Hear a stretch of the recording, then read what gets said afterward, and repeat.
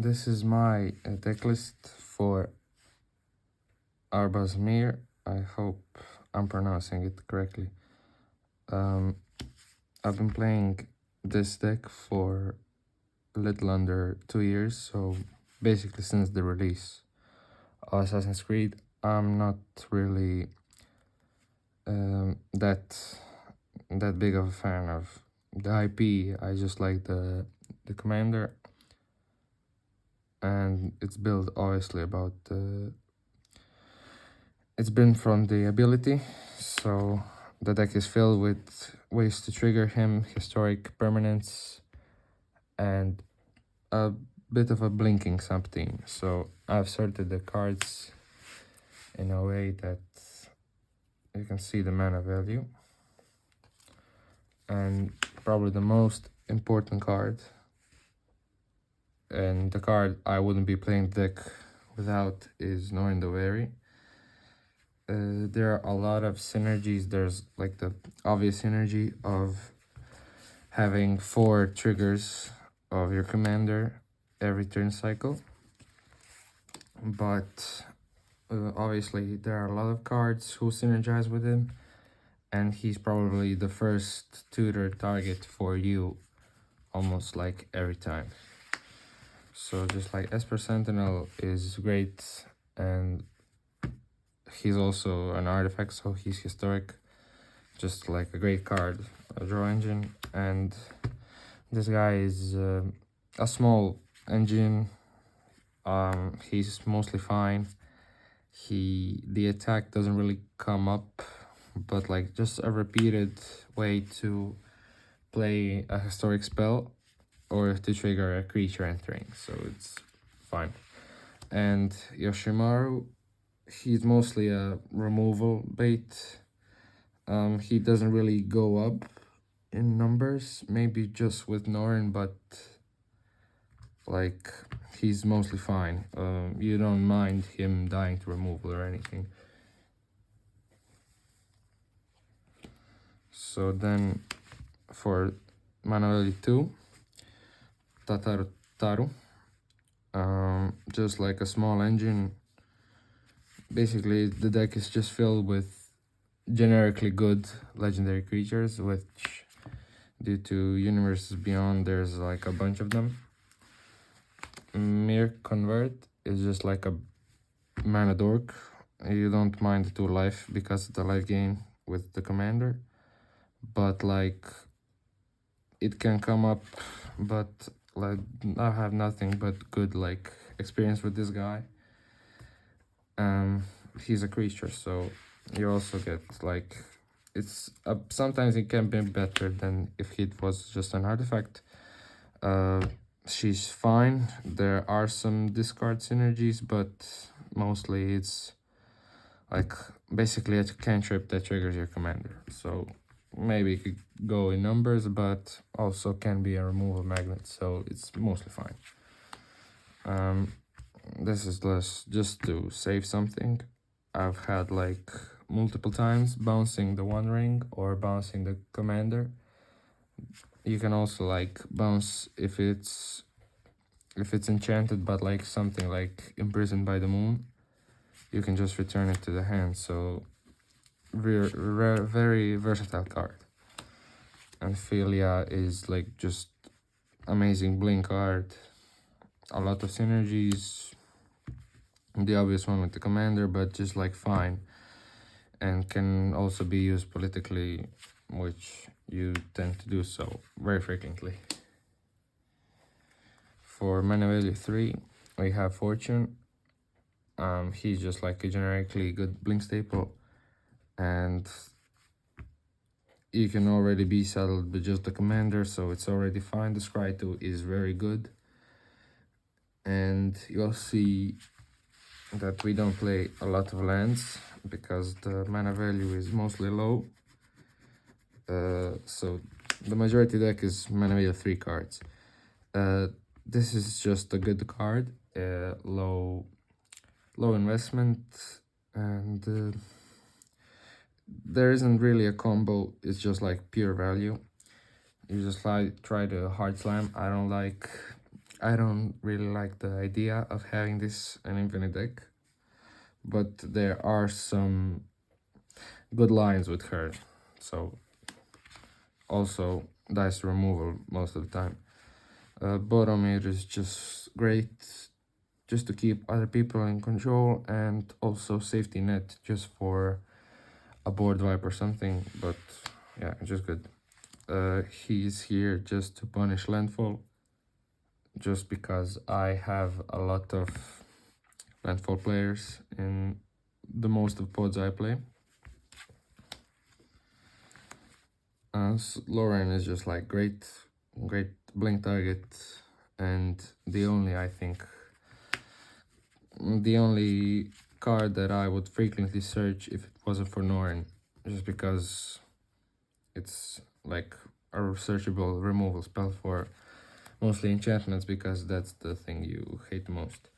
This is, I don't know really how to feel about this, but it's really good, just a way to punish blue players, which there aren't really a lot, at least in this deck. And I like to have these cards that have the like illusion that you're helping the table, but it also like helps, like you can drain a lot of life, and it's not really your primary goal, but it does help to win the game. This is just like a good cantrip. The flip can be really, it can help sometimes, but it's not really something you expect to do every game. But really, it's just fine. This is like just a good engine to have. And also the flip, not really something you expect to do, but it really can happen. Also, I really love the foiling on this one. And the art, but just a good card. This is also a removal magnet, let's just say. Yeah, just the way that you limit other people's plays, but also you don't mind this getting removed, mostly because you just want your opponent's removal to be used on anything other than your commander, because this deck is very commander centric, but you can also like hold something, but it's not really that good. He's been fine. He's mostly been fine. A great synergy with Norin, being able just to tap him and Norin every time to just copy anything is okay. You can maybe like just tap this and activate your commander's triggered ability again, but it's mostly fine. Just like there are some abilities that you are fine with doing again, like for example this is like you just search for Norin, and maybe you can also crew him every time, so it's like 3 turn clock, more like 4, but with the commander it's fine. It's also like it grants indestructible. It's not really something to expect having every game, but just having a way to search your best card in the deck while also triggering the commander's ability is really good. And this is like just a great card. It almost every time this hits the board, you can just draw a card. So for the 4 drops, we have Perforos, which is like just an impact jammers. It speeds up the clock. Mangara is fine. It's just a way to draw more cards while also being fine with removal. This can just trigger a land entering, which is good because we play a lot of historic lands. And your Jimbo, which is really good. It's really the best way to use it is just to blink it non-stop, just so we get the first chapter. There are some creatures that we play which do not trigger the commander. So Voice of Victory is just a great way to allow you to play. And these two recruiters, the most of the time they'll just search for Norin. And this is just like an MDFC that's, it can be a land, it can be a removal. It's mostly like a good flex spot. And I've never had like a bad experience playing, especially this one. For the artifacts, just the ramp. This is like mostly a standard package, maybe not like the Spring Gift drum, but it works great with Norin, and it's good like with the commander, because you can just turbo into things that you would normally have to. This is probably the best card in the deck. It allows you to do crazy plays, and it just speeds up the deck exponentially, especially with Norin. Yeah, this is just maybe a Norin Secret Commander, but just like amazing card. I wouldn't play any legendary deck without it. This is here to recur something that has been removed. If there's no way to do, you'll see later, but these and these are your kind of recursion spells. You saw that there's just 4 creatures that aren't mana value 3 or less, so this returns almost anything, and this returns everything. This could also be blinked, this cannot, but it's fine. I mean, this with Felia is like a legacy play, so this is here just as a threat. I like having this on the board, always threatening to destroy some commander on the other side, or anything that basically that it just keeps people in check. And this is just a draw. It's fine. I don't know what to do instead of it, but mostly like fine. And this is also just to punish landfall.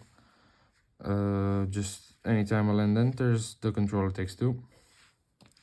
The One Ring is like standard. I don't know. You can loop this with the Ambrosia just to have like infinite, not infinite, but you can repeat the protection effect multiple times. Skull Clamp is fine. You can just some threats that you do not need anymore. For example, there are the recruiters who died to this. There's also the red warriors that are created by the sorry the Voice of Victory, which if you have a chance to attack, you can just pay 2 to draw 4, and that's just like good enough. And this is just here as a haste enabler and protection, because you don't really, I mean, probably there is a reason not to play this or to play the hexproof boots, but the equip 0 is just strictly better in my opinion. This is just faithless looting. This is, I mean, the commander trigger with immediately makes Petak alive, and this also is great just to slow the game, to speed up the game, while also being a good enough draw spell. This is Helping Hand to recur a creature with mana value 3 or less, tapped. This is also like a pretty good card just to recur like most of the deck. This can also return anything, just creatures. And you also have these 2 cards. This has been probably the best card in a long time. Honestly, I just win the games by itself. This also is like, I wouldn't say a budget Teferi's protection, because it does much more than it, at least in this deck, but yeah, it's really good. So these are the sorceries. For instance, I just play 1 Pyroblast, and I don't really don't really have a reason to play a red elemental blast as well, but it's probably just better to play the red elemental instead of this, just because this can be redirected with something which is a really fringe scenario, but it can happen, and it has happened. This is just a braid, just a versatile spell. Ephemerate, it's mostly just to dodge removal, but it can also be like sorcery speed. This is just real possibility, and mana answers, just like ways to draw, get rid of dead cards or lands. And this also has the upside of being able to sack an artifact. Swords to Plowshares and Path to Exile are just generically good removal. And probably I would probably find a way, or maybe just switch this for a road from Secrets of 6-7, just because you're able to ramp up. But I mean, just exile base removal is the premier, and yeah, these are here just to make you able win the game. So you can just do this maybe in upkeep, or if you're in a 1v1 scenario, this just buys you turn, especially this, since you don't really have good enough defenses. This can really like come in handy, the kicker ability. But yeah, they're here just to make you able to win the game. This is just a good card to go ahead and help. It's really good with the Birgi, but yeah, it's mostly fine. It's probably the best budget way to get deep into your deck, and then also like it can be an investment for a future turn. And yeah, this I've not really had much time to test, but in theory it has seemed great. This would probably just search for Norn and maybe like something, basically anything that you need in the moment.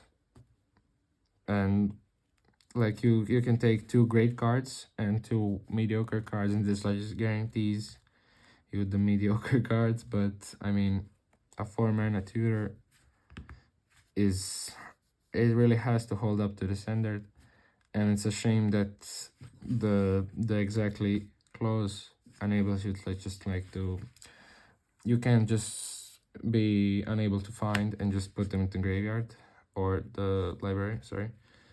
But yeah, the card is fine, probably will be cut soon, probably even for this like prismatic ending, which I've had some doubts about this card, and this just seems like a better card, but we'll see.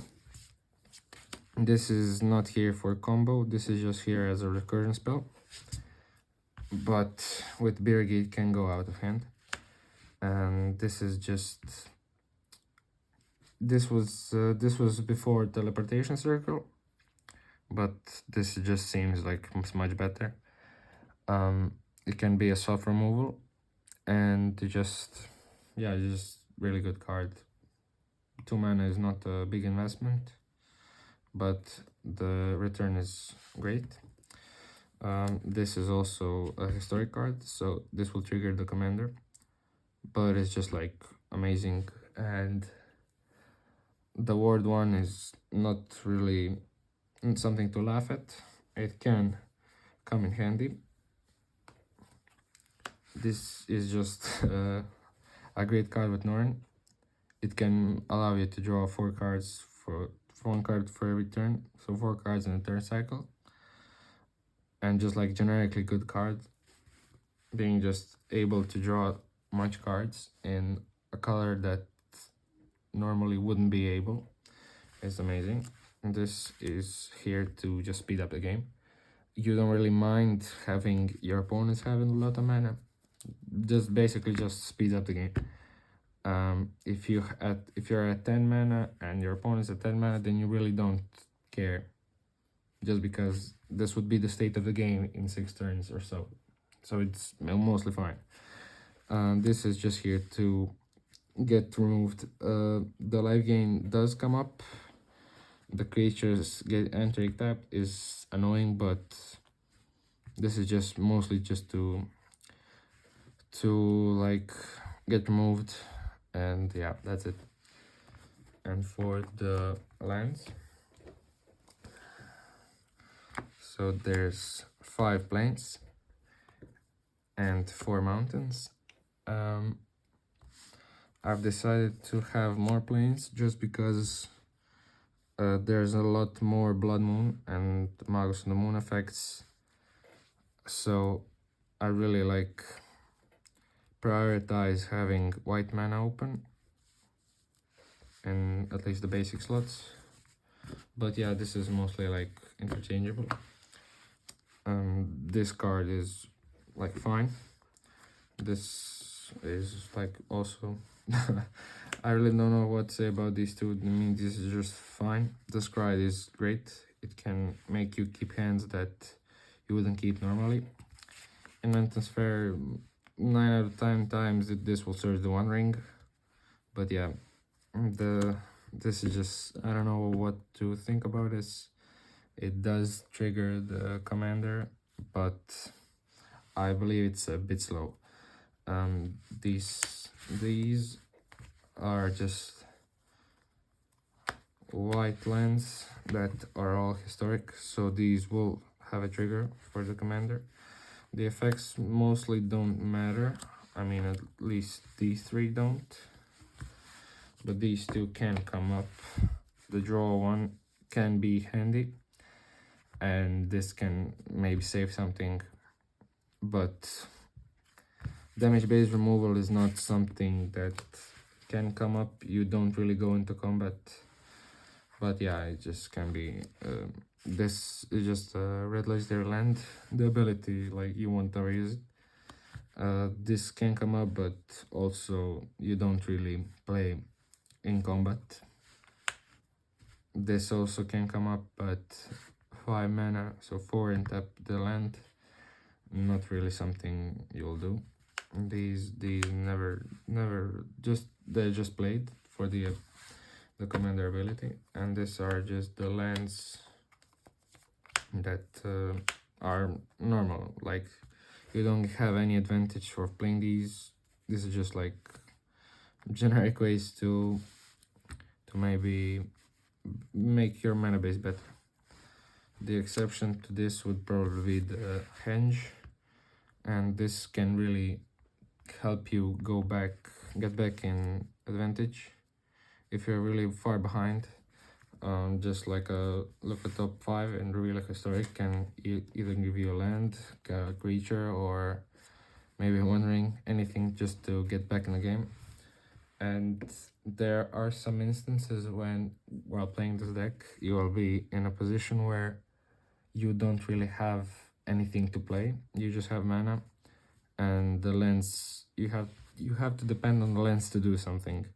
So, like, in any historic based white deck, I don't see why I wouldn't playing this. And these are just like generic cards and a small like fetchables. This is just with the foothills. This would probably be better as a nerd mesa, but I have other decks. But yeah, the land count is 33, so it's a bit low. And I've been thinking about adding more fetches, but the mana base is really low, so 33 plus 1 MDFC, and I've really liked it that way. Adding more fetches will maybe decrease the number of lands I've been drawing, and I don't know, maybe it will be changed in a future edition of the deck. But yeah, Elegant Parlor is just like, if I see this turn 1, it will probably be searching for this, because you don't really have too much turn 1 plays. So, and this is just like good enough just to play, maybe later in the game. But yeah, you're mostly fine just getting to 6 lands, and you don't really need land drops later. You just fine like paying 1 or 2 cards a turn.